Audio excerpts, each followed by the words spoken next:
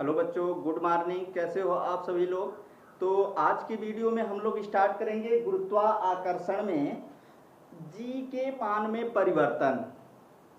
देखिए, इसके पहले आपने एनालिसिस कर लिया है कि गुरुत्वाकर्षण क्या है, न्यूटन का गुरुत्वाकर्षण नियम क्या है, गुरुत्वीय त्वरण क्या है, मुक्त पतन क्या है, जी कैपिटल जी और स्मॉल जी में संबंध क्या होता है, द्रव्यमान क्या होता है, द्रव्यमान भार क्या है, फिर इन दोनों में आपने अंतर भी समझ लिया है।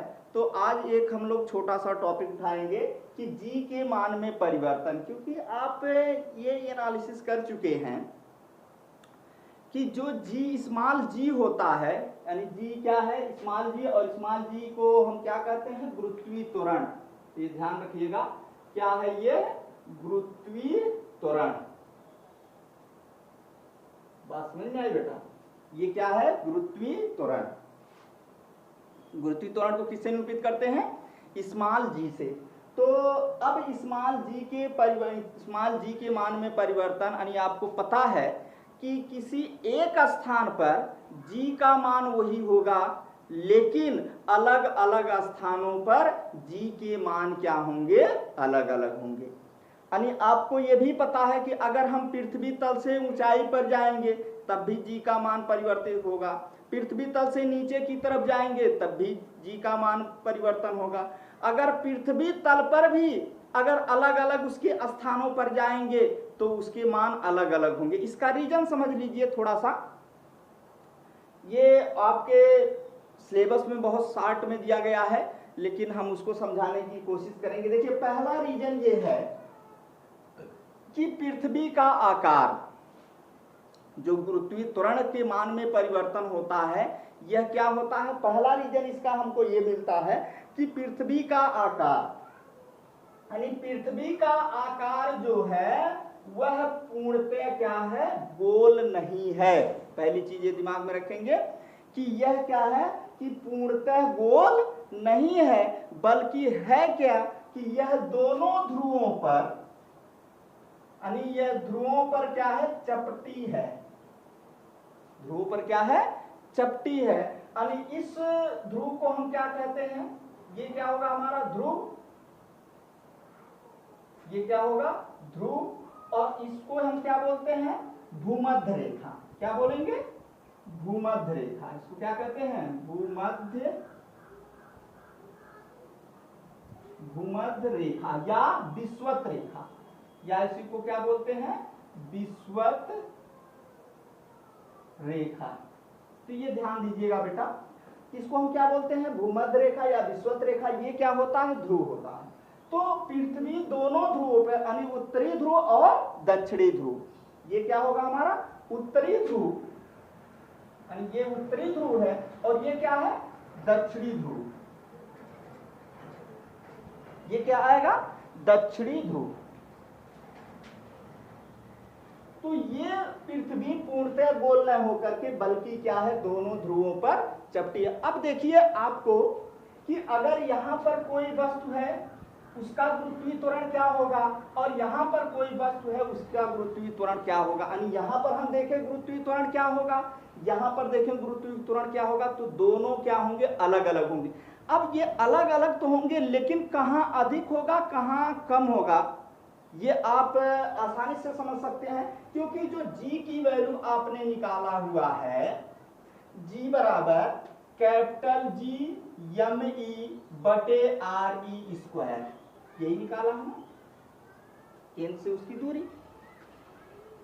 अब यहां देखिए कि अगर आप भूमध्य रेखा पर कोई वस्तु लेते हैं तो भूमध्य रेखा पर इसकी त्रिज्या देखेंगे, ये आर ई, और यहां पर ये मान लीजिए कितना है, आर ई डैश है ध्रुव पर। तो आपको क्या दिख रहा है कि जो आर ई डैश है वह आर ई से कम है, आर ई से क्या है, कम है। तो जब यहां पर ये कम होगा, और आपको पता है अगर हर जो है कम है तो उसका जो भागफल आता है वो क्या आएगा, अधिक आएगा। यानी हर जिसका जितना कम होगा भागफल उतना अधिक आएगा। और हर जिसका जितना अधिक होगा वहां भागफल क्या होगा, अधिक होगा। अब यहां कंपैरिजन कर लो, सपोज दैट यहां पर गुरुत्वीय त्वरण g है और यहां पर g डैश है। तो ये देखिएगा कि g डैश बराबर कितना आ जाएगा, कैपिटल G एम ई बटे आर ई डैश का स्क्वायर। अब यहां देखो कि जो आर ई है वह आर ई डैश से अधिक है, यानी R E in greater than R E dash. तो जब R E in greater than R E dash है तो इसके अपोजिट में होगा। क्यों? क्योंकि आपको पता है कि ये हर में है न कि अंश में है। तो यहां आप आसानी से कर सकते हो कि जी डैश इन ग्रेटर देन जी। बात समझ में आई? यानी जो ध्रुव पर होगा वह भूमध्य रेखा या विषुवत रेखा की अपेक्षा यहां पर गुरुत्वीय त्वरण क्या होगा, अधिक होगा। क्यों? क्योंकि इसकी त्रिज्या क्या होगी, यहां पर कम होगी, और जब त्रिज्या यहां कम होगी तो वहां पर गुरुत्वीय त्वरण अधिक होगा, और यहां त्रिज्या क्या होगी, अधिक होगी, तो गुरुत्वीय त्वरण क्या होगा, कम होगा। तो एक चीज ये ध्यान रखिएगा, नोट में इसको लिख भी लीजिएगा कि पृथ्वी के दोनों ध्रुवों पर या ध्रुव पर गुरुत्वीय त्वरण का मान अधिकतम तथा पृथ्वी के भूमध्य रेखा पर गुरुत्वीय त्वरण का मान न्यूनतम, यानी ध्रुव पर सबसे अधिक और भूमध्य रेखा पर सबसे कम। क्योंकि यहां से जब चलते जाएंगे तो ये जो त्रिज्या है ये क्या हो रही है, घटती चली जा रही है, घटती चली जाएगी, और एक समय आएगा सबसे न्यूनतम। फिर उसके बाद क्या होगा, ये बढ़ना स्टार्ट हो जाएगी, और जब ये बढ़ना स्टार्ट हो जाएगी तो फिर त्वरण का मान क्या होगा, घटना स्टार्ट हो जाएगा। फिर ये बढ़ना, जैसे ध्रुव की ओर जाएंगे बढ़ना स्टार्ट हो जाएगी, जैसे भूमध्य रेखा की ओर जाएंगे तो घटना स्टार्ट हो जाएगी। क्यों?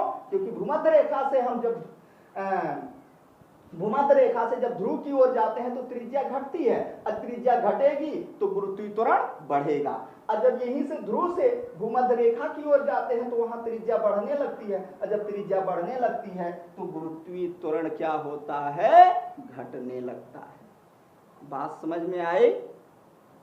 चलिए, तो इसी तरीके से आप ये भी एनालिसिस, एक चीज ये हो गया तो ये क्लियर हुआ है ना। तो इसको आप याद भी कर लेंगे कि भूमध्य रेखा पर गुरुत्वीय त्वरण सबसे कम और ध्रुव पर सबसे अधिक। चलिए, अगला पॉइंट आपको दिमाग में रखना है कि पृथ्वी तल से ऊपर या नीचे जाने पर गुरुत्वीय त्वरण का मान घटता ही है। बात समझ में आई? इस चीज को आप दिमाग में रख लीजिए, याद कर लीजिए कि पृथ्वी तल से ऊपर जाएंगे तब भी गुरुत्वीय त्वरण का मान घटेगा, पृथ्वी तल से नीचे की ओर जाएंगे तब भी गुरुत्वीय त्वरण का मान घटेगा, यानी पृथ्वी तल पर सबसे अधिकतम। क्लियर? तो ये चीज आप ध्यान रखेंगे। ऐसा नहीं है कि पृथ्वी तल से ऊपर जा रहे हैं तो बढ़ेगा, नीचे जा रहे हैं तो घटेगा, नहीं, दोनों स्थितियों में गुरुत्वीय त्वरण का मान घटेगा ही घटेगा, चाहे अगर हम पृथ्वी तल से ऊपर की तरफ जाएं या पृथ्वी तल से नीचे की तरफ जाएं, दोनों स्थितियों में क्या होगा बेटा कि गुरुत्वीय त्वरण का मान घटेगा। क्लियर? तो ये चीजें आप दिमाग में रखेंगे। तो चलिए, अगला कंक्लूजन अगले वीडियो में, तब तक के लिए